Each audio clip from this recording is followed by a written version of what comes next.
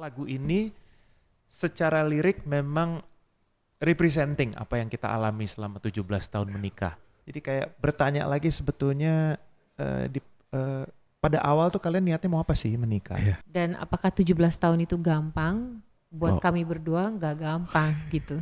To have 3 boys gitu. Yang sempat kita udah berapa kali kalau mereka berkumpul itu kita hanya duduk bareng sender di kursi, lihat mereka itu kan kita sambil gila ya gitu.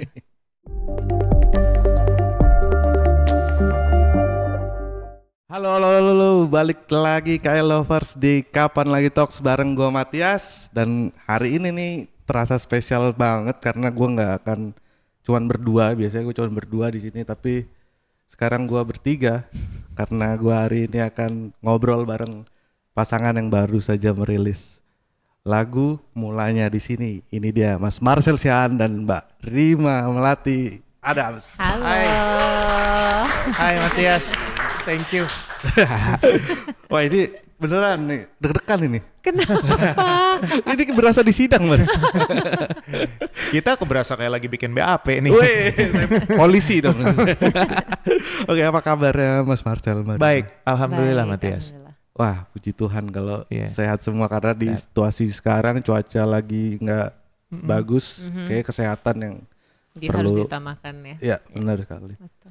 Nah, kegiatan apa nih Mas? Selain sekarang lagi habis merilis lagu gitu, di luar itu. Kalau saya sekarang kalau kita berdua kan memang lagi fokus ngejar target di olahraga juga. Ya, ada beberapa target olahraga kita gitu ya. Terus kalau saya sekarang memang lagi fokus juga dengan kegiatan di Lembaga Manajemen Kolektif Nasional di bawah Kementerian Hukum. Lalu juga saya kan juga masih berposisi sebagai konsultan kekayaan intelektual dan juga sebagai lawyer sebetulnya. Jadi selain main musik, ya ngeband, masih ada sick minded di situ. Ya, dan tentunya juga sekarang juga ngurus label sendiri, ya ada publishing sendiri. Jadi kita mulai salah satunya dengan single ini. Ini single mulainya di sini adalah bisa dibilang project pertamanya dari Ruang Menyusui Records yang kita punya sama-sama ini. Gitu. Ruang Menyusui Records. Menyusui. Ya. Apa tuh? Mas? Gara-gara Silakan menjawab. jadi waktu bangun studio di rumah, jadi saya ada studio rekaman sendiri di rumah. Terus nggak kebayang namanya apa gitu ya. Akhirnya tiba-tiba kepikir Ruang Menyusui aja gitu karena kan di pojok gitu kayak nursery room gitu kan. Kayak ruang laktasi. Iya, ruang laktasi kan kalau kita ke mall kan Iya, ada iya. ruang laktasi ada apa? Ini Ruang Menyusui bagus nih. Ya udah terus akhirnya saya beli logo yang gambar ibu lagi menyusui itu yang bisa dibeli di toko-toko lah gitu. Terus saya tulis ada tulisan Ruang Menyusui. Ruang Menyusui studionya namanya Ruang Menyusui gitu. Sebetulnya filosofinya adalah posisi ketika ibu menyusui itu kan kayak lagi memberikan nutrisi, lagi memberikan istilahnya memberikan sambungan hidup kepada anaknya kan. Plus disitulah terjadi di mana ada bonding, ya ada kedekatan dengan sang anak gitu. Yeah.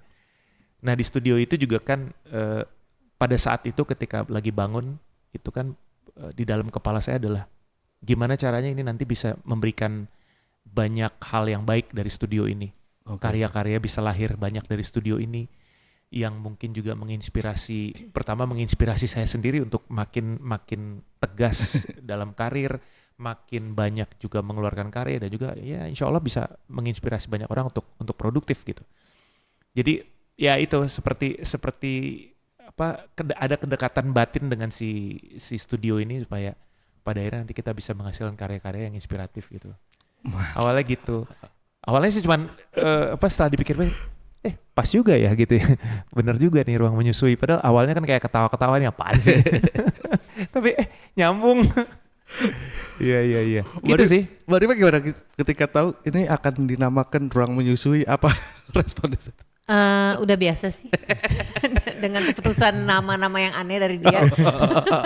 Jadi gak kaget Nggak lagi kaget, ya? nggak. Dibawa ketawa aja. Dibawa ketawa aja. Cuman begitu disingkat kan RM Studio, Rima Melati Studio. Rima Marcel, salah. dari Rima Rima Marcel. Marcel. Waduh, Rima Melati Marcel. bisa, Rima Marcel bisa. Oh, ya bisa juga sih. Pas ya jadi. Yes. Oke, Mas Marcel, Mbak Rima kan baru saja merilis lagu gitu. Mulainya di sini yang ini adalah lagu lawas di tahun 87 dari Betul. band Freedom. Ini kalau aku bilang sebagai lagu tanda cinta kalian berdua, memang itu menjadi dasar di rilis lagu ini atau seperti apa? Iya, kalau jawaban saya betul. Ya nanti mungkin Rima bisa cerita, tapi memang lagu ini secara lirik memang representing apa yang kita alami selama 17 tahun menikah. Ya, dan kita berdua memang merasa dari perjalanan 17 tahun ini banyak sekali pelajaran yang kita dapat, ya, ups and downs-nya, dan itu terasa sekali menjadi lebih konkret ketika kita menyanyikan lagu ini. Jadi kayak ini seperti merayakan perjalanan kita selama 17 tahun. Walaupun sebetulnya nanti Rima bisa cerita sendiri ya mengenai apa kedekatan dia dengan lagu ini dan sebagainya, betapa dia suka lagu ini dari kecil. Sayangnya kamu cerita. Oh, Iya. Iya. Kayaknya emosional banget lagu Enggak ini. sih, Oh enggak. enggak. Jadi karena dibesarkan kan di Singapura, Iya. jadi di sana kan di radio-radio yang main lagu-lagunya ya ada lagu Indonesia, lagu Malaysia kan. Lagu mulainya di sini itu yang bikin nempel itu adalah kata-kata sama-sama gitu. Oh pas di ref nih. Jadi itu sampai Rima dewasa itu masih nempel sama-sama. Nah cuma waktu kecil kan kita nggak ngerti lirik dari lagunya, Iya. hanya tahu iramanya gitu kan. Nah groove-nya. So after dan setiap kali dan pas udah nikah dan segala macam lagunya masih nempel. Cuma akhirnya Rima main lagunya full, terus dengar kata-katanya dan kebetulan kok lucu ya, maksudnya kata-katanya sangat meaningful gitu. Yeah. Walau dalam pernikahan dan kita kan sudah 17 tahun gitu, turun naik dari segi relationship gitu, itu kan ada turun naiknya. Oh, benar. Kan gak semua mulus ya kalau dalam in a relationship gitu. Jadi Rima bilang, sayang yuk kita bikin lagu ini yuk gitu. Yeah. Kayaknya this means pengen sesuatu yang baru, yang masih ada feel 80-an, 90-an gitu kan. Karena kita bilang kalau denger dengan beat-beat anak zaman sekarang, saya nggak ngerti gitu kan. Apa beatnya ini kok aneh gitu kan. Apalagi kita ada 3 anak laki-laki yang mendengar lagu yang kita nggak, Masing-masing punya pendengarannya sendiri-sendiri, punya playlistnya masing-masing kan. Jadi kadang-kadang Nah pengennya balik lagi ke zaman yang dahulu gitu. Kita appreciate lagunya gitu kan. Jadi kita akhirnya memutuskan oke, yuk dan rekamnya tahun lalu ya, bulan rekamnya Maret tahun lalu. sebelum Lebaran. March ya, March March, 2025. And then so ya jadilah mulainya di sini. Oh, aku kan akhirnya mencari tahu gitu Freedom, terus akhirnya lagu-lagunya dan terutama di lagu mulai di sini gitu. Aku dengernya tuh kayak merecall ketika kalau aku ya karena aku baru 5 tahun menikah gitu, ketika dengerin lagu ini kayak merecall ketika janji di gereja tuh kan Yes. ada suka, Oh yes, duka. of course ya. Yeah, Itu merecall In lagi. sickness and in health. Iya benar, benar. Karena ya seperti yang tadi Rima bilang bahwa dalam pernikahan tidak ada yang mulus ya. Pasti ada turun naiknya, ada badainya gitu kan. Dan di lagunya itu kan ada gunung didaki dan kita turun lagi kan gitu. Jadi suka dan duka, apapun tujuan pada akhirnya kita sebetulnya maunya apa gitu. Pengen bareng atau putus asa gitu. Dan apapun keputusan nanti, badai apapun yang kita lewati itu harus mulainya dari nol, mulai dari sini gitu. Seperti lagu ini tuh memberikan kami berdua kayak momen untuk bercermin satu sama lain sebetulnya. Jadi kayak bertanya lagi sebetulnya eh, pada awal tuh kalian niatnya mau apa sih menikah? Iya. Ya, dan pada akhirnya Iya, juga benar. Iya. ya, tujuannya apa akhirnya maunya kemana nih gitu. Yes, dipertanyakan lagi sebetulnya ini pertemuan dua manusia dewasa laki dan perempuan ini mau ngapain? Lalu kemudian ketika sudah terikat dalam pernikahan, terus pernikahan ini mau ngapain? Tujuannya mau apa?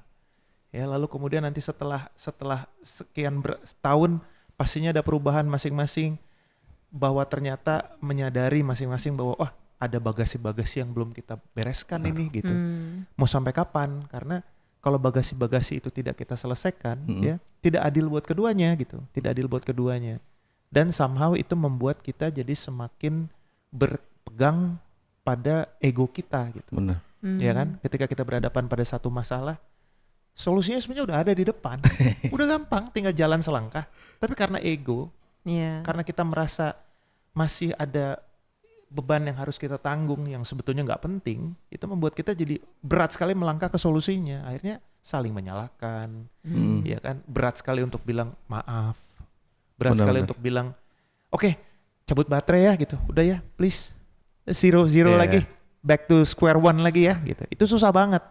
Nah, lagu ini tuh kayak menjadi sangat bermakna itu buat kita berdua adalah ketika kita sudah 17 tahun menjalani ini, dan ketika kita dengar memang seperti Matias tadi bilang, kita jadi kayak dibalikin lagi gitu, diperdengarkan, diingetin lagi, betul, disadarin lagi, di-recall lagi sebetulnya.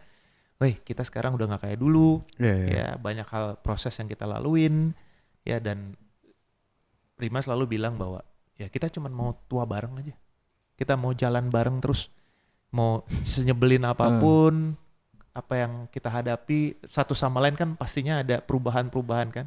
The only constant is change kan. Semuanya pasti akan berubah. Nah, tinggal kita gimana bisa adapt, gimana kita bisa accept, kita menerima bahwa ya itu sesuatu yang terjadi, manusiawi sekali gitu. Cuman ya tujuannya kita mau ngapain? Nggak gampang loh Matias menemukan. Ini kayak kita lagi bukan ngobrol tentang lagu ya, tapi lebih ke relationship ya. Tapi memang yang terjadi di lagu itu seperti itu. Betul. Iya, karena ini sekali lagi ini juga cerita yang selalu saya senang untuk bagikan. Saya ada perbincangan dengan sahabat saya Mas Eugene Bonti, pemain saksofon. Itu kita sama-sama menyadari bahwa menjadi seorang seniman, ini dalam konteks kami ya sebagai seorang seniman, kita tuh punya satu apa ya, so-called attitude lah, yang memang bukan sok-sok beda, bukan sok-sok ngartis, bukan sok-sok seniman, tapi memang beda, nggak kayak orang biasa. Itu nggak bisa dijelasin tuh Mas. Itu susah dijelasin, dan itu sangat unik. Unik tuh bukan nggak selalu artinya keren loh, bisa jadi challenging kan. Unik yang menyebalkan juga unik gitu, ya kan, penuh tantangan gitu, dinamis, penuh tantangan. Nah, orang-orang seperti dia ini menurut saya adalah orang-orang yang punya jiwa besar mau tinggal sama orang yang kayak begini gitu. Kan gak gampang loh. Nah, itu obrolan saya. Vice versa sih sebetulnya. Itu obrolan saya dengan Mas Eugene. Jadi ya kita harus bersyukur kepada Tuhan, kepada siapapun yang memberikan kita motivasi sampai bisa berjalan sejauh ini adalah ya kita ditemenin sama orang yang kita kayak gimana pun dia tetap mau ada di samping kita sampai kapan gitu. Ini aja sih, nggak gampang loh nyari orang kayak begini, gitu kan. Orang kan gampang aja kan. Udah kalau nggak cocok udah kalau nggak cocok udah pisahan. Nggak segampang itu. Nah, itu yang kayak lagu ini tuh kayak mencoba untuk mengembalikan lagi ke sana, tapi dalam groove, dalam vibe yang lebih positif, kolaboratif. Ya, jadi and it's a beautiful song. It's a beautiful song. It is a beautiful song, dan memang nggak hanya dalam konteks perkawinan, pernikahan aja. Dia bisa dalam konteks pertemanan, pekerjaan, hubungan relasi antara sahabat atau colleagues di dalam working office dan sebagainya, semuanya menjadi relevan. Dan menariknya juga yang tadi aku bilang aku cari-cari tahu tentang lagu ini dan Freedom. Ternyata di lagu ini adalah yang nyanyi cowoknya itu Sueb, itu adalah drummer juga dan leader di Freedom, duet sama si Seha. Aku pikir itu tuh yang wah kayaknya cocok nih secara Mas. Juga drummer. Iya. Aku pikirnya tadi ke situ soalnya. Itu Mas Takung tuh. Mas Takung. Ya gue Iya, pikir iya. ke situ itu. Ternyata Justru kita baru tahu dari kamu, terima kasih. Justru Matias yang kasih tahu kita bahwa yang nyanyi itu Leadernya. leadernya. Freedom, Iya, ya. jujur. nah, Mbak Rima ketika dulu mendengarkan lagu ini di waktu kecil gitu, terus di posisi sekarang menjadi istri dan ibu juga, ada perubahan sudut pandang nggak ketika kembali mendengarkan lagu ini gitu? Iya, karena waktu kecil kan tidak melalui Iya ya. prosesnya gitu kan. Sekarang kan 17 tahun dan mohon maaf, ini kan kami bukan pernikahan pertama, Ya. tapi pernikahan kedua kan masing-masing gitu. Dan benar-benar merasakan apa yang dirasakan dan related dengan lagunya gitu.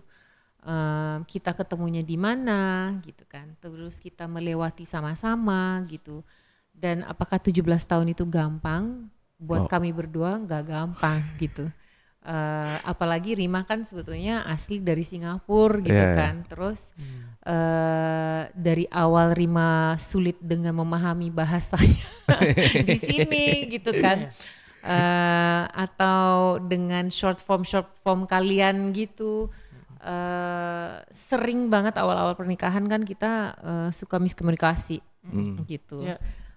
Ini maksudnya apa? Dia salah nangkep, saya juga salah nangkep gitu. Nah, perbedaannya of course beda lah. Dari kecil kan kita cuma nge-groove memang. gitu kan ya. Kalau sekarang kan oh ini maksudnya, oh iya gitu. Sangat berbeda. Dan itu justru kenapa kita memutuskan untuk membuat lagu ini, ya karena it's very relatable gitu. Sangat ada makna gitu untuk kami berdua gitu. Buat kita. Jadi kalau berantem setelin aja nih lagu ini nih. Oh iya. Biar tahu. Terus kita sama-sama menjejak mimpi. Karena di situ udah semuanya udah di situ, ada suka duka kita bareng. Betul. Segala macam, dan ada lirik yang di ujung ada sinar atau mentari yang di ujung Sinar sana. mentari Ya. ya. Itu Di ujung perjalanan iya, ini bener. yes ya. Itu di titik apa, mungkin dari Mas Marcel atau Mbak Riman, di titik apa ketika yakin bahwa ini ujungnya ada sinar nih di hubungan ini gitu? Wow. Keyakinan itu selalu masing-masing dari kita tumbuhkan setiap hari. Gitu, karena kita tahu bahwa kita ini kan bertransformasi pasti. Berubah terus kan, ya. Dan perubahan itu selalu harapannya adalah ke arah yang lebih baik. Ke arah yang lebih baik. Gitu, semakin baik. Jadi kita sama-sama saling mengingatkan dan selalu mereview, tanpa sadar kita mereview lah gitu ya. Dengan sikap kita, bagaimana kita menerima satu sama lain gitu. Kemarin perasaan kita pernah melewati masa kayak gini dan kita survive aja gitu. Kenapa kita sekarang masih harus lagi ribut masalah kayak gini misalnya? Atau kita harus bersitegang masalah kayak begini gitu. Apalagi solusinya ternyata udah ada di depan gitu. Iya kan, cahayanya udah ada nih di depan, udah nggak usah lama-lama gitu. Jadi kayak apa ya? Kalau buat Rima di ujung perjalanan ini sebetulnya sudah ada, yaitu anak-anak sebetulnya. Karena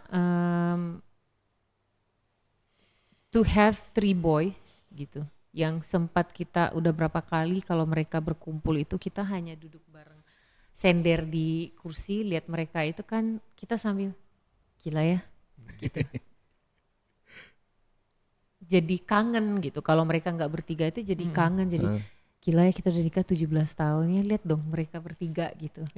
Jadi kalau misalnya kita ada salah paham atau berantem dan segala macam, kita hanya mikir look at them. Is it worth it? Because of us, karena kita ada mereka dan sebaliknya gitu. Dan itu yang bikin kita mikir lagi gitu, worth it gak sih kalau misalnya pada suatu saat adalah jujur gitu kan, ada di masa kita yang mau udahlah gitu, kita break up aja gitu atau kita putus aja gitu. Cuman worth it gak sih gitu, hanya karena ego kata Mas Marcel tadi, atau karena masalah yang sepele gitu, atau mungkin karena ya kalau kata laki-laki ya, oh lagi PMS kali gitu ya nggak sih? Maybe gitu kan. Tapi Oh kamu lagi PMS deh. kadang panjang PMS. Oh kan. Wah, PMS terus. Ibarat ngomongin oknum kok banyak gitu. Oknum mah Jadi kan, satu. itu kan sebetulnya fase-fase di mana harus memberi ruangan untuk berpikir gitu Bener. kan. Oh iya ya, Iya. maaf ya gitu. Itu sih kalau at the end of the tunnel gitu ada cahaya. Cahaya itu adalah anak-anak gitu. Walaupun ada yang bilang ada pernikahan di mana bilang jangan mempertahankan sebuah perkawinan karena anak. Kasihan anak-anaknya gitu.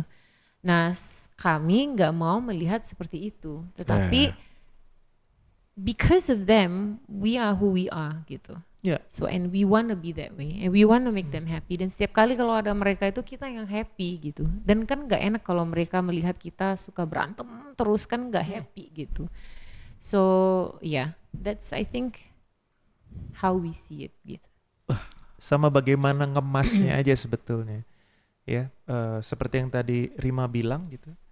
Memang kalau itu kemudian menjadi sebuah narasi yang dikedepankan bahwa jangan kemudian mengorbankan, gini maksudnya jangan bertahan karena anak.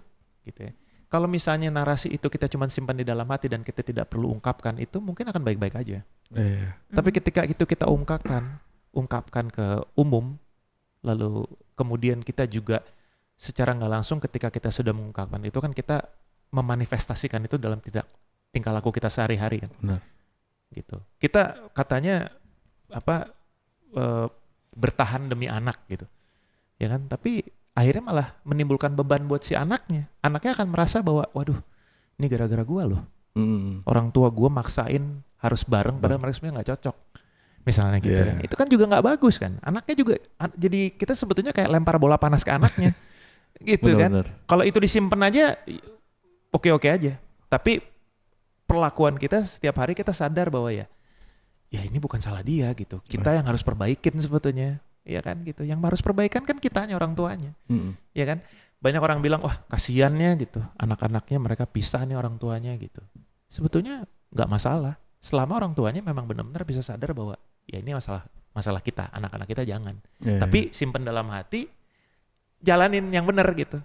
Bahwa ya udah hubungan baik-baik aja misalnya gitu. Ya itulah. Jadi kayak lebih kepada selama 17 tahun ini kita juga banyak dapat banyak lihat, banyak dapat referensi, banyak juga ngalami sendiri bahwa apakah penting misalnya ini sesuatu ini kita umbar misalnya, atau misalnya apakah ini penting kemudian kita hanya karena sekedar ego ingin nunjukin bahwa kita benar harus gitu dipaksa harus mengungkapkan kebenaran gitu. Kadang-kadang memang ada yang harus sudah ya udah disadari aja kalau memang itu kesalahan diterima, diperbaikin aja udah. Tapi nggak usah drama gitu, ngerti nggak? Kadang-kadang kan dramanya itu yang bikin jadi semuanya jadi berantakan. Harusnya bisa jalan-jalan baik-baik aja sebetulnya. Terutama hubungannya dengan anak, karena anak-anak kita ya baik-baik aja sebetulnya. Yang bikin mereka jadi gamang itu ketika orang tuanya tidak baik-baik saja. Iya benar. Anak-anak kita baik-baik aja kok, gitu. Oke. Wah dalam banget nih Lovers. Padahal kita cuma ngomongin lagu loh. Lagunya sangat simpel. Pada intinya pertanyaannya adalah di ujung perjalanan itu, itulah. Di penghujung perjalanan ini itu. kan. Iya. Menarik. Nah, tapi memang proyek ini disiapkan untuk dari awal memang untuk berduet dengan Mbak Rima. Iya, karena saya nggak bisa menemukan lagi siapa yang mau bisa cocok duet lagu ini juga gitu. Itu pertama. Aku dengerin Mas yang asli dengan yang memang kalau secara ini awam ya, nggak menghilangkan romantisme di tahun 80-an dengan aransemen-aransemennya. Itu menarik banget sih Mas. Nggak yang wah gua ubah karena di awal aku denger ada project ini, aku mikirnya langsung wah Mas Marcel lagunya Firasat nih. Kayak Firasat di lagu ini dibuat balad nih. Ternyata enggak. Itu sepakat dari obrolan saya dengan Rima juga. Jadi dari awal memang kita sepakat bahwa lagu ini memang udah bagus Matias, udah bagus dari awalnya. Dari mulai liriknya, lagunya juga enak, ya. Nggak perlu effort untuk benar-benar sit down and listen gitu, yang kayak dia bisa lewat seperti itu aja gitu, nyaman masuk ke telinga kita mau ngapain, sambil kerja, sambil nyetir, sambil apa gitu ya, lagu aslinya. Jadi ketika kita mau bikin ulang lagu ini dalam versi yang kami mau bawakan, itu memang kita juga ngedirect Risyanda Singgi sebagai music directornya, memang dia pun punya prinsip yang sama. Lagu ini jangan kita apa-apain ya. Pokoknya yang penting kita mutakhirkan soundnya, kita lebih keluarin lagi groove-nya, lalu kemudian kita tempelkan dengan kalian berdua nyanyi. Karena gimana pun juga lagu itu kan harus jadi karpet merahnya kita berdua nyanyi nih. Kita berdua yang mau menyampaikan pesan dari lagu itu, betapa kita happy-nya, senangnya bawain lagu itu. Dia juga kayak diulang tahunin karena nyanyiin lagu kesukaan dia waktu kecil. Nah itu tuh harus terdeliver tuh message itu melalui aransemen. Dan itu juga diaminin sama Mas Risyanda gitu ya. Jadi ketika dia ngedirect musisi yang lain pun, oke, kita begini ya, nggak mau mengubah sampai harus jadi complicated aransemennya gitu ya. Nanti malah jadi kontraproduktif dengan apa yang mau kita sampaikan. Bener. Gitu. Message-nya nggak nyampe. Message-nya malah nggak sampai. Lagunya soalnya udah bagus. Kita cuma hanya perlu nambahin apa istilahnya elemen-elemen lain yang itu menyesuaikan dengan suara dia, dengan suara saya. Karena kan otomatis vokalisnya berbeda. Hook-hooknya juga harus lain gitu ya. Gitu. Sisanya juga ketika di direct vokal pun begitu. Dia sih nggak masalah karena director vokal kita waktu itu Mas Bowo Soulmate, dia bilang bahwa justru lu yang harus hati-hati karena lu pasti akan ada keinginan pengen lebih. Gitu. Kalau Rima pasti dia akan lebih tahan diri karena dia tahu ini lagu yang dia kecil dia nyanyiin, dia pasti akan lebih berusaha untuk wah ini nggak mau diapa-apain masih. Tapi kalau lu, karena lu kan yang setiap hari nyanyi dan lu penyanyi profesional, maksudnya lu yang tiap hari gitu, pasti lu akan ada keinginan pengen beda Marcel gitu loh, gitu kan. Nah itu yang dia jaga bener, jangan ya santai aja nyanyinya, gitu. Dan itu benar-benar berasa banget ketika di bagian-bagian tertentu ya, bagian chorus gitu, kita nyanyi bareng-bareng tuh di kepala saya cuman gimana caranya supaya blend sama suara dia gitu. Itu yang harus blend. Gitu sih. Okay. Kalau dia nggak masalah. Sejujurnya ya Matias ya, ini jujur lagi saya bilang. Kamu kan lihat saya 20 tahun terakhir saya nyanyi. Tapi menurut kenyataan yang beneran serius dari awal nyanyi itu sebetulnya dia. 20 tahun yang lalu kan saya kan kecebur. Iya. Ya. Kalau dia penyanyi. Jadi kemarin itu ketika rekaman pun masalahnya adalah saya justru yang harus hati-hati nyanyi gitu. Kadang-kadang terlalu over atau terlalu semangat gitu ya. Jadinya pitch-nya ngaco gitu kan. Fales nih nyanyinya gak enak gitu kan. Ulang lagi. Kalau dia nggak masalah. Dia nyanyi santai-santai aja, lancar aja. Take-nya juga lebih sedikit dia dari saya. Beneran. Gitu. Udah biasanya nyanyi di rumah. Enggak lah. Iya. Udah gitu kan. Teriak-teriak di rumah. Iya. Dan lagu yang memang dia udah denger berkali-kali tahun dari kan. kecil. Jadi kayak nyanyi ya udah enak aja gitu. Jadi tantangannya justru Mas Marcel. Justru masalahnya di sini. Tapi alhamdulillah selesai akhirnya dan lebih dari ekspektasi kita berdua malah gitu. Nah ini kan bukan project pertama nyanyi bareng ya. Sebelumnya udah pernah gitu di 6 tahun lalu mungkin. Iya. Nah apa yang ini terasa spesial banget mungkin karena merayakan 17 tahun pernikahan juga atau seperti apa? Iya itu sih yang paling ya. Yang paling karena representing banget apa yang mau kita sampaikan, kebahagiaan kita. Kita juga sadar di satu sisi gitu ya, mungkin klise sih buat banyak orang gitu ya. Baru segitu doang. Tapi buat kami berdua yang menjalani 17 tahun pernikahan ini, kita tahu banget, wah bisa sampai 17 tahun itu gila sih. Maksudnya kita berdua gitu, mengingat masing-masing karakter kami, masing-masing bagaimana kami dibesarkan, lalu bagaimana kami melihat hidup kami sendiri masing-masing itu. Ya sayangnya hebat ya, 17 tahun tuh makanya selalu bertanya gila ya. Walaupun buat orang mungkin 17 tahun itu sesuatu yang baru Belum gitu ya. apa-apa lah gitu. Belum apa-apa. Apaan sih, Mbak? Banyak Cuman- yang gitu Mbak. Oh, iya. Orang setahun dirayain banyak yang nyinyir. Setahun juga perjalanan proses. Oh iya. Oh iya. Iya. Iya. Justru Jujur. di awal pernikahan kami itulah yang hancur-hancurnya. Gila. Kita Kan biasanya orang bilang kalau habis baru nikah itu adalah Honeymoon period. kan. Justru honeymoon period kita itu 5 tahun setelah menikah. itu lagi adaptasi gila-gilaan 5 Adaptasi tahun. itu. Di situ kita mengalami banyak sekali percepatan. Memang 17 tahun tapi rasanya kayak udah 50 tahun. karena ada percepatan-percepatan itu tadi. Memang Kalau sekarang Matias mungkin ini juga kalau orang yang sudah menikah mungkin di atas 20 tahun gitu ya. Kalau fase sekarang ini kami berdua kalau misalnya ada problem gitu mau berantem terserah gitu. Gitu. Ya udah gitu. Up to you. Besok juga aman gitu. Kalau dulu kan masih hot ya gitu. Membara kan itu. Bara gitu. Nah itu nanti akan dilewatin. Kita juga jujur 17 tahun kita nggak tahu fase berikutnya seperti apa nih gitu. Wah, nggak berani. Bisa aja kita berubah lagi nih. Nah kita nggak tahu. We have no idea. Kan ada juga yang udah nikah lama tiba-tiba amit-amit ya gitu. Juga berpisah gitu. Nah cuman itu yang harus diingatkan aja gitu. Maunya Diingetin kemana. terus. Terus kita mikir aduh gara-gara ego nih, gara-gara mungkin saya lagi nongkrong sama siapa gitu atau lagi baca apa gitu. Itu kan bisa menimbulkan sesuatu yang influence kita gitu. Nah itu yang kita harus mengingatkan satu sama lain aja. Iya. Oke. Balik lagi ke Matias bingung ya. jadi serius banget ini, jadi serius. Iya makanya. Kan kita bahas lagu dong. Iya. Soalnya tadi Matias dari awal udah bilang, ya saya kan baru menikah 5 tahun nih gitu. Jadi Dia langsung kayak mau minta, Ini dikasih wejangan jangan gratis. Nah, selanjutnya silakan. Oke, ini kan yang tadi seperti dibilang yang penyanyi benerannya ini kan Mas Marcel nih gitu. Terus Mbak Rima duet di situ jadi kolaborator gitu. Gimana memposisikan diri bahwa di sini gue bukan cuman istrinya Marcel, gue kolaborator ini. Gimana? Deg-degan.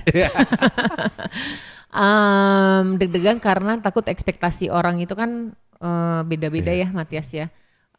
Kalau deg-degan banget buat Rima itu adalah ketika masuk ke studio karena dari segi teknis dan lain-lain itu kan Rima sebetulnya nggak terlalu familiar gitu. Itu sih sebetulnya yang bikin Rima deg-degan ketika masuk ke studio dan nggak tahu pakai headphones atau memikir. Jadi gini, bikin lagu ini sebetulnya timnya sangat kecil. Kita hanya ada berempat sebetulnya, tapi main yang ngurus lagu ini dan lain-lain itu adalah hanya bertiga. Mas Marcel hanya membantu misalnya coordinate dengan yang perlu gitu, tapi di belakangnya hanya bertiga, which is Rima sama 2 tim lagi gitu. Jadi itu kan sebetulnya adalah bayi kami sebetulnya dari label yang baru dengan sosmed dan segala macam itu semua kita handle sendiri gitu. Jadi itu yang bikin Rima worried ya. Worried tapi juga excited sih. Gitu. Bareng jadi, lah mix. Banyak lah dari segi vokalnya gitu. Takut orang expect Rima kurang enak atau apa gitu kan nggak mau denger tuh gitu. Kalau bisa itu di gitu. Cuman alhamdulillah semenjak rilis singlenya kita dapat very good reviews ya. Iya, alhamdulillah. Dari bukan hanya di Indonesia tapi juga dari Malaysia dan juga Singapura. Kita sebetulnya agak deg-degan tuh, apalagi yang dari Malaysia apakah mereka akan against atau apa gitu kan. But very blessed. Jadi mereka itu sangat-sangat happy gitu. So, yeah. Di ini video liriknya juga hari ini ya Mas? Ya. Salah. Hari Tadi ini, jam 10. Jam 10 video lirik, official music video tanggal 14. Oh, udah disiapkan Udah. official music video. Sampun. Mungkin bisa akan seperti apa nih? Saya nggak mau cerita. Ceritanya. video klipnya. Video Kamu klip cerita. ya. Jangan dong. Enggak, cerita konsep kan? Iya, konsepnya aja. Konsepnya Jangan sangat terlalu- sederhana. Balik lagi karena lagu ini kan 87. Jadi I want to bring back the simplicity of the 1980s dan juga 90-an gitu. Sesimpel mungkin aja. Darima juga sempat belajar dengan anak-anak zaman sekarang kalau bikin music video itu seperti apa atau video liriknya seperti apa gitu kan. Yang usia 46 benar-benar harus belajar tentang Gen Z nih gitu. Gimana mereka mempromosikan atau bikin video dan segala macam. Iya. Setuju itu, nggak gampang tuh. So video klip yang akan datang juga sangat simple dan menarik lah mungkin. Gak mau bocor. Jangan lah, Jangan. Iya. spill dikit aja. Spill dikit aja. Ya itu. Ya itu. Lagu ini kan apa ya, seperti memaknai pernikahan 17 tahun kalian gitu kan. Dari 17 tahun itu gimana kalian memandang makna soal cinta yang berubah gitu dari tadi dibilang di awal pernikahan sampai ke titik sekarang. Gimana memaknai kata cinta yang tumbuh di keluarga kalian? Silakan. Beda-beda sih sayang, karena biasanya kalau dari saya dari sisi laki-lakinya biasanya cinta itu udah berkembang bukan hanya sekedar rasa ya, tapi udah harus benar-benar udah segala macam kontrol diri ya, melihat situasi bahwa di sini posisi saya tidak lagi hanya sebagai laki-laki yang berhubungan dengan seorang perempuan dalam pernikahan. Tapi saya udah harus berangkat dari mindset bahwa saya juga, apalagi dalam konteks saya gitu, saya sudah berangkat sebagai laki-laki yang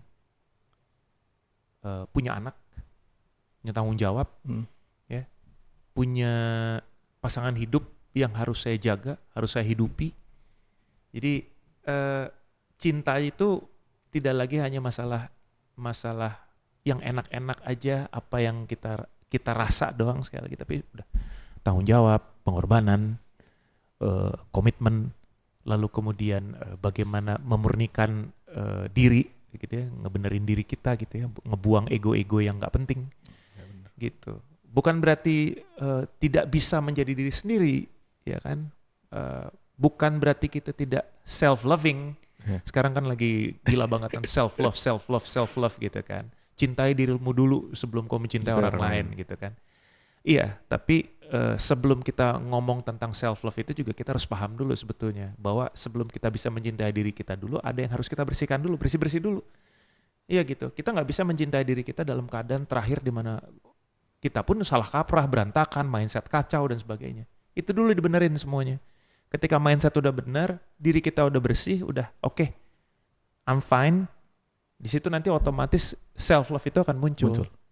Kedamaian itu akan muncul kan. Gitu. Kita nyaman sama diri kita sendiri, otomatis kita bisa nyaman hidup dengan siapapun. Kan sesimpel itu sebetulnya. Gitu. Nah, kalau laki-laki ya itu. Karena kalau kita tidak nyaman dengan diri kita sendiri, ya otomatis kita nggak akan bisa manifest apapun yang mau kita lakukan.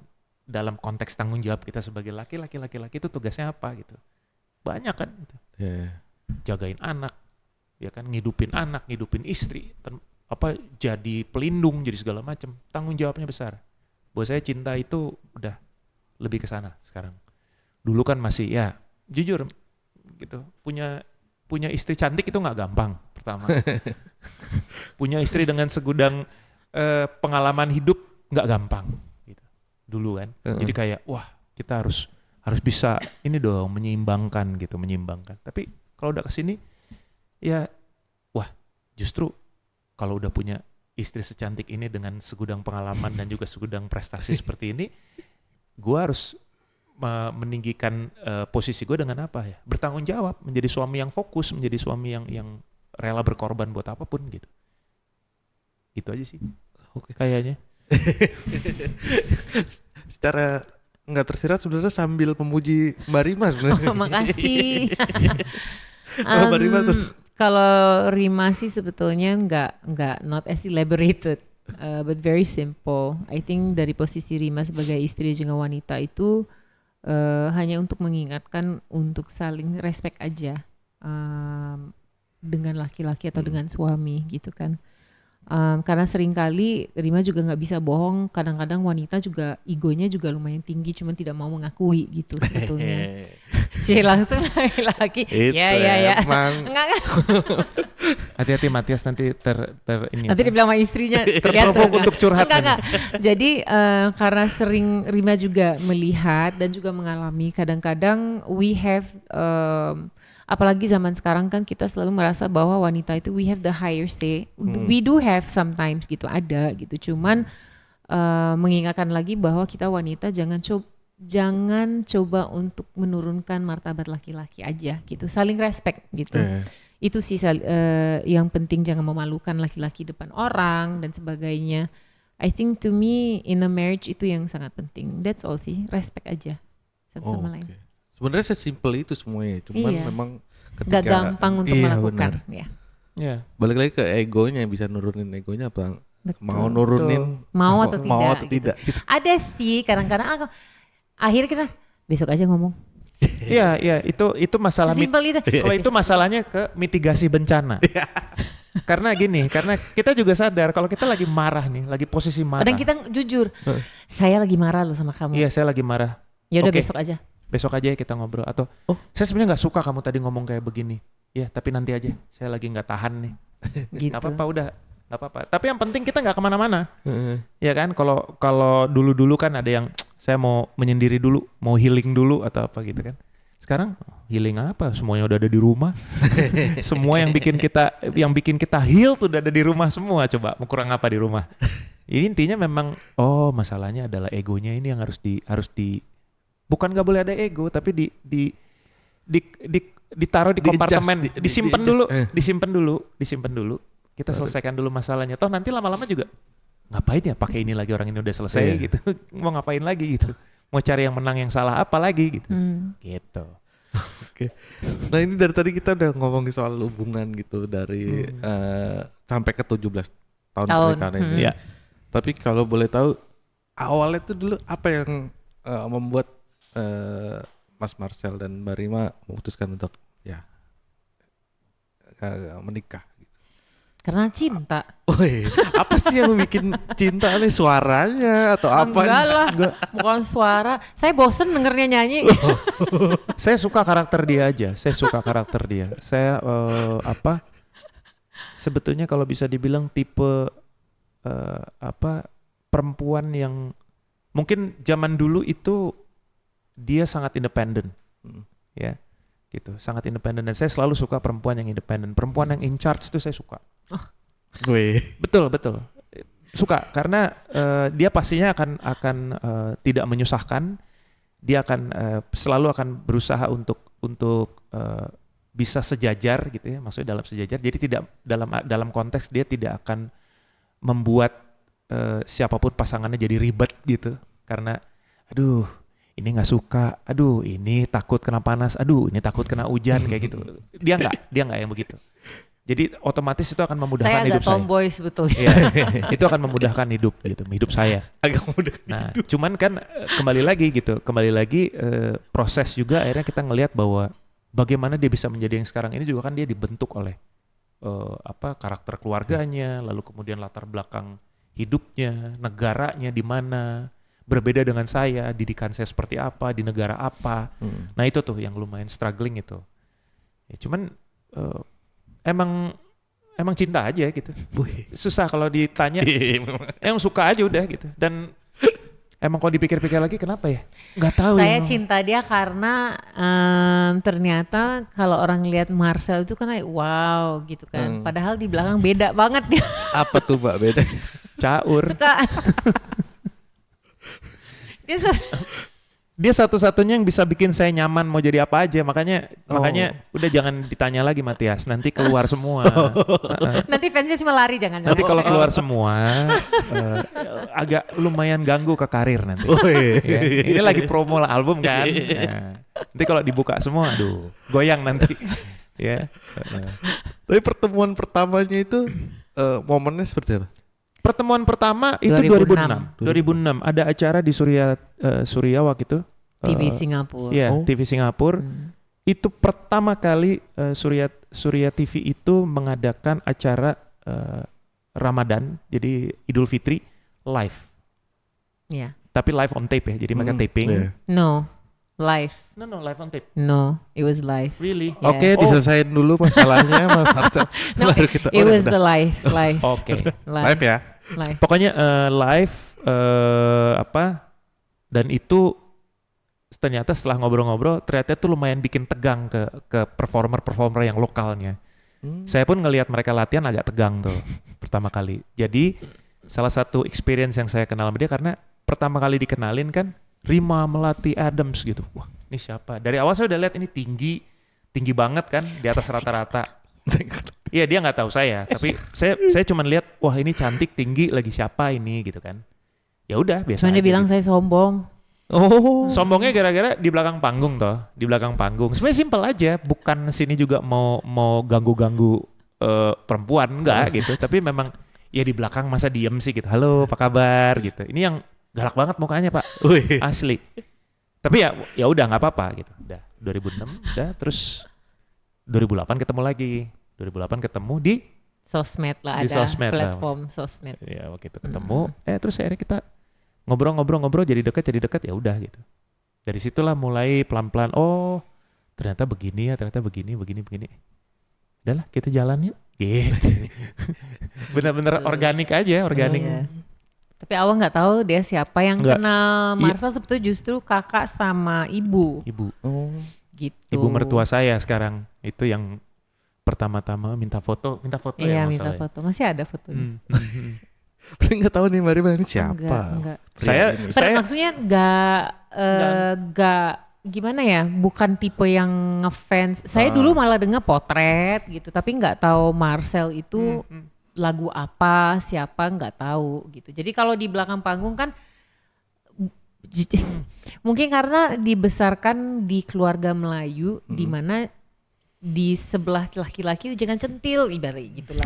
Jadi saya diam gitu ngomong, hai gitu, enggak gitu. Iya. Jadi sini ya, juga nggak ngarepin gitu sih. enggak. pada saat itu gue juga kalau ada ketemu cewek kayak gitu tiba-tiba hai gitu. Apaan sih? Aneh juga. Jadi kan maksudnya yang diam gitu udah Iya, iya. buat hal sendiri aja gitu. Seadanya. Betul. Iya. Tapi momen pertama kali bilang I love you Aduh, itu Waduh. I love you isengnya. KL kali ya. Di KL. KL kali ya. Di KL, iya. Tapi nggak tahu kapan. Kapannya nggak tahu, tapi pokoknya senyum-senyum aja kan udahnya. Kayaknya lupa 17 tahun. Iya. 18 lah kalau 18 ya. ketemunya. Iya. 18 tahun. Betul. KL kayaknya. Di KL. Ya, Di KL, betul. Wih, kayak in love. KL in love. Oke, selama 17 tahun pernikahan itu ada nggak dari dari Mas Marcel atau Mbak Rima yang kebiasaan yang awalnya nggak bisa nerima tapi kesini ya udah dah, ini kayaknya harus disyukuri nih. Ada kebiasaan Kalau dia pasti ada, saya tahu saya. Dia akan cerita ke semua orang tentang itu, silakan. Yang mana? TV. Kalau tidur. Oh iya. Iya. Tapi akhirnya itu ya kembali lagi pernikahan ini akhirnya menjadi self mirroring device buat saya gitu ya. Awalnya saya agak sulit tuh. Awal-awal nikah tuh agak sulit kalau misalnya tidur satu ruangan sama dia. Karena dia itu adalah tipe yang baru bisa tidur kalau ada distraction. Jadi kalau pasang TV ya atau lagu sih jarang, TV biasanya. Pokoknya ada moving pictures, ada suara. Nah dia tuh 15 menit dari situ baru dia bisa tidur. Karena pada dasarnya dia kan orangnya suka mikir. Suka mikir ideas atau apa. Jadi perlu distraction supaya dia teralihkan. Nah untuk teralihkan itu baru dia bisa konsentrasi untuk istirahat, untuk tidur. Saya kebalikannya.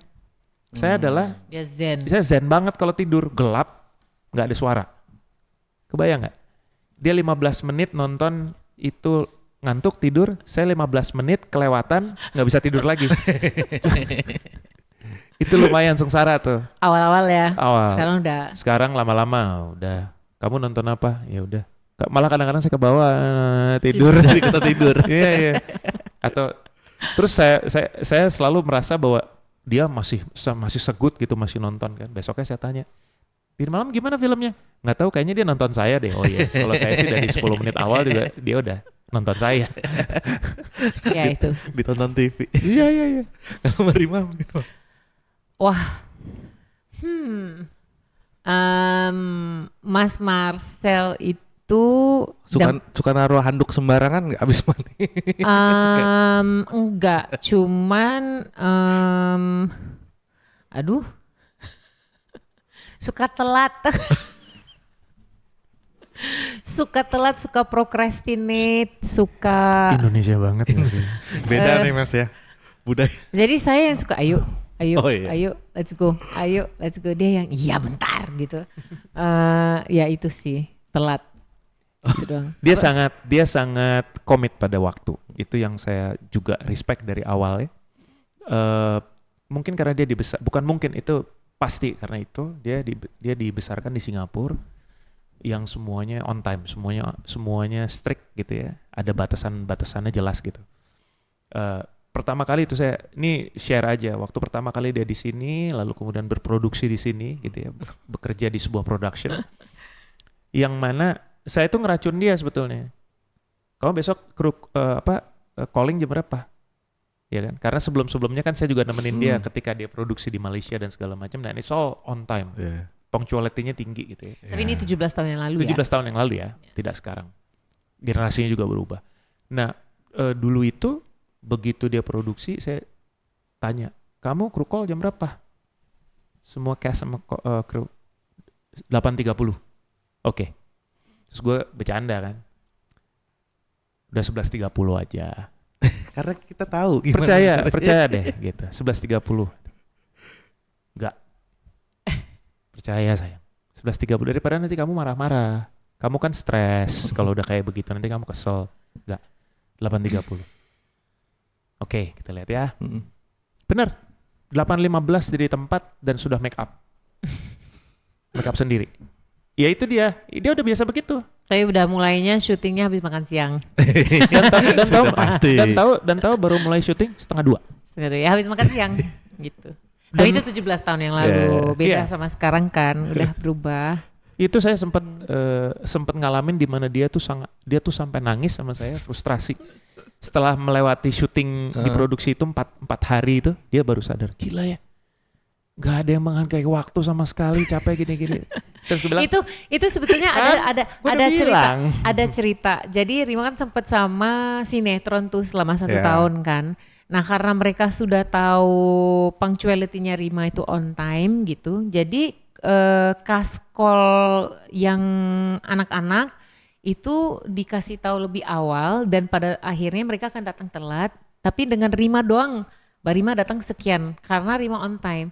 Itu Rima agak kaget karena ketika Rima dipanggil untuk syuting film dan kebetulan kru yang pegang produksi yang pegang itu sama dengan sinetronnya, mereka bilang Mbak Rima jangan kasih call time yang lebih awal karena dia on time, jadi kasih yang bener-bener on time. Pas Rima datang, ya Mbak Rima gue tahu lu on time makanya gue nggak kasih waktu yang lebih awal gitu. Oh gitu ya, oh berarti mereka tahu gitu.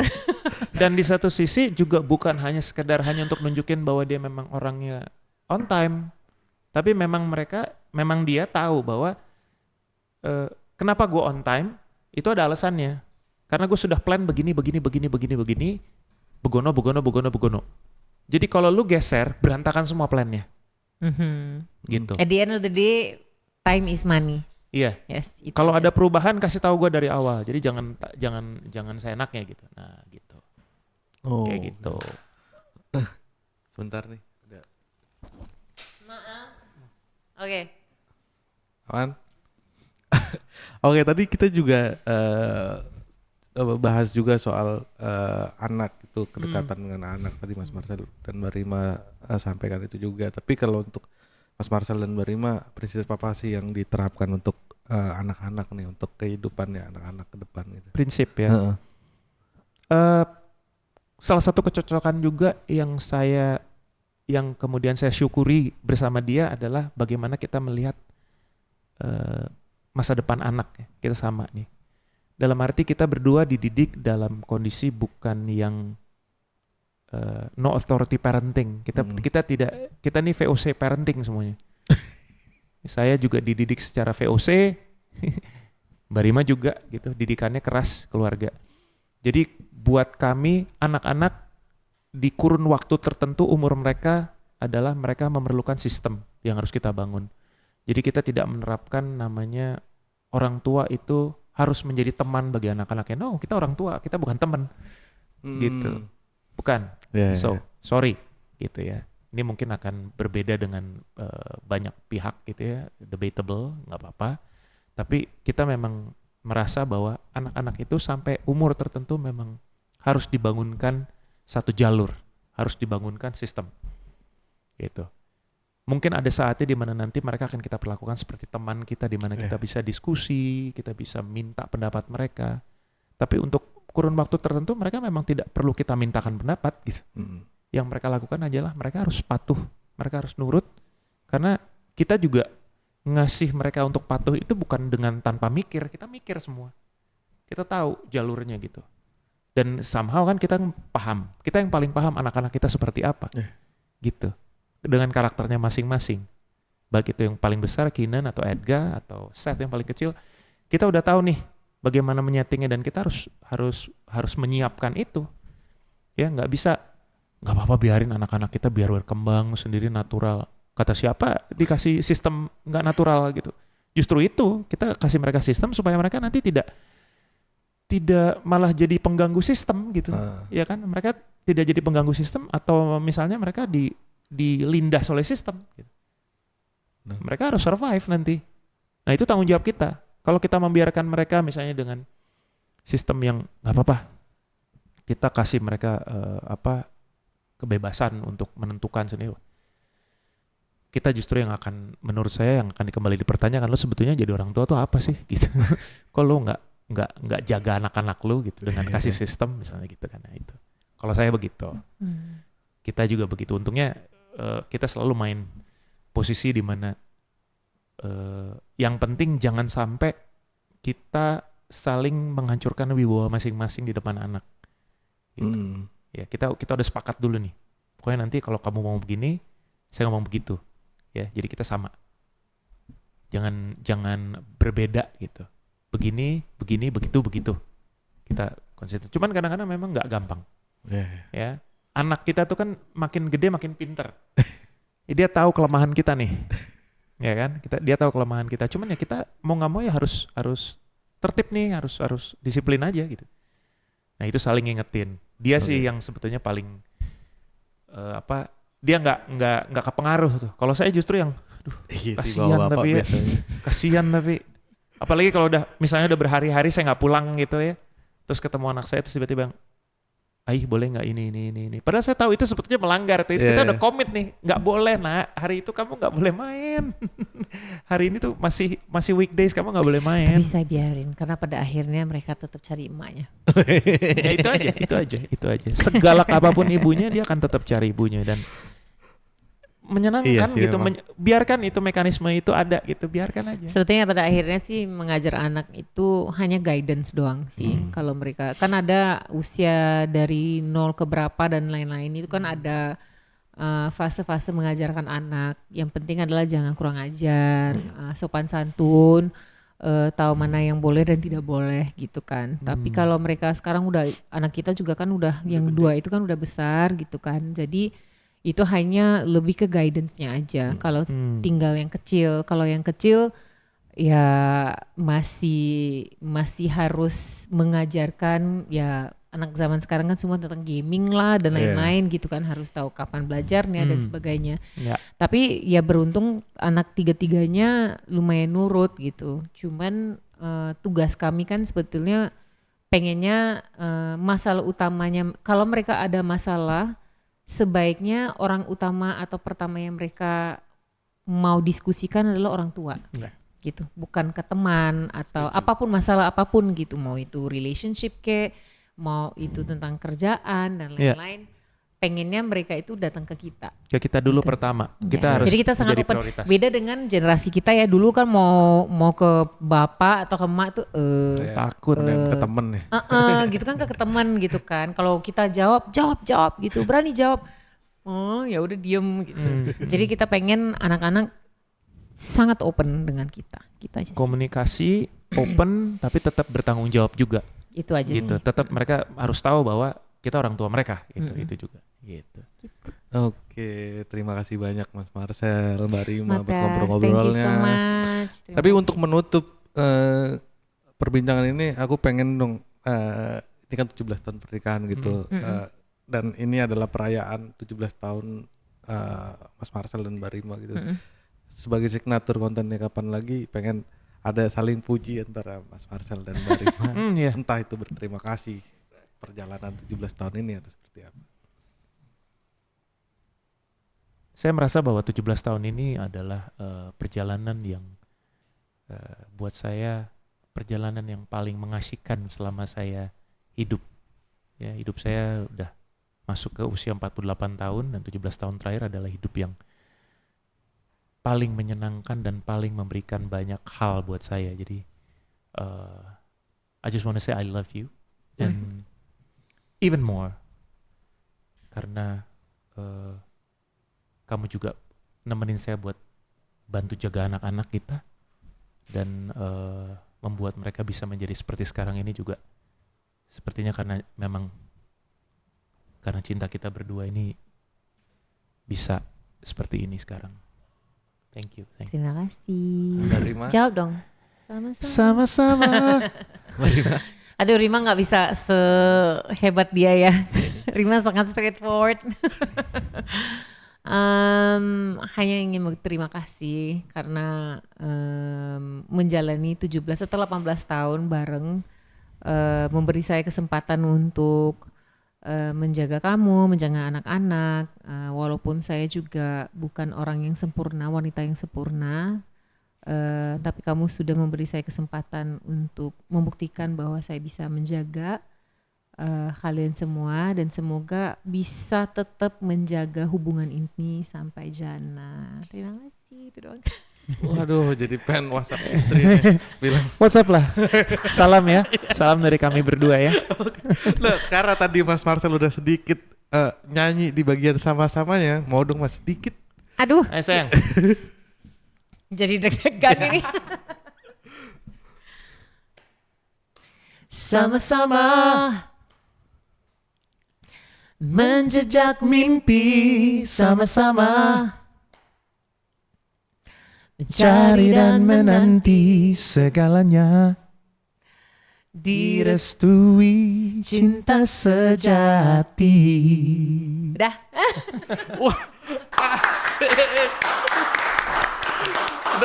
Dengerin di sini nih enak banget ya suaranya. Ya nih Live. mikrofonnya enak dan headphonesnya juga enak banget. Kadang-kadang sih berasa jadi kayak terlalu nyaman nih ngomong ini, bahaya nih. Oke, terima Thank kasih you, Mas Mas Marcel. Terima Rima. kasih. Sudah mengundang. Sukses buat lagunya untuk semua rencana perjalanan semuanya dari Mas Marcel dan Amin. Mbak Masya Rima. Allah. Oke, kayak lovers tadi kita udah ngobrol banyak sama Mas Marcel dan Mbak Rima. Jangan lupa dengerin lagunya dari Mas Marcel dan Mbak Rima berjudul Mulanya di sini di semua digital platform. Official video musiknya juga bakal rilis, ditunggu aja. Oke, sampai ketemu di Kapan Lagi Talks selanjutnya. Gua Matias pamit. Bye. Bye.